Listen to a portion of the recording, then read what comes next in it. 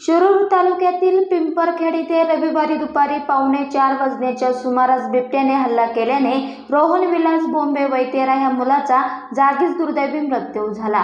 या हृदयद्रावक घटनेमुळे पिंपरखेड परिसरात पुन्हा एकदा भीतीचे वातावरण पसरले आहे। दुपारी 3:45 वाजता रोहन बोंबे घराबाहेर मोकळ्या शेतात खेळत असताना हत्ती गवतात दबा धरून बसलेल्या बिबट्याने त्याच्यावर झडप घातली आणि त्याला ओढत उसाच्या शेतात नेले।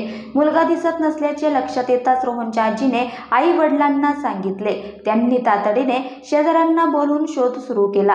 परिसरातील तरुणांनी आरडाओरडा करत उसाच्या शेतात शोध घेतला असता रोहन मृतावस्थेत आढळून आला। या अतिशय दुःखद घटनेमुळे संतप्त झालेल्या ग्रामस्थांनी आक्रमक पवित्रा घेतला। परिसरात 20 दिवसात बिबट्याच्या हल्ल्याची ही तिसरी घटना असूनही वन विभागाने कोणताही ठोस बंदोबस्त केला नसल्यामुळे ग्रामस्थांनी तीव्र संताप व्यक्त केला। संतापलेल्या जमावाने वन विभागाच्या गाडीला उलटून नंतर पेटवून दिले। ग्रामस्थांनी 2 वेळा रस्ता रोको आंदोलन करूनही प्रशासन जागे होत नसल्याने त्यांनी हा संतप्त पवित्रा घेतला। या घटनेनंतर जोपर्यंत ठोस निर्णय होत नाही तोपर्यंत मुलाचे शवविच्छेदन न करण्याचा निर्णय ग्रामस्थांनी घेतला आहे।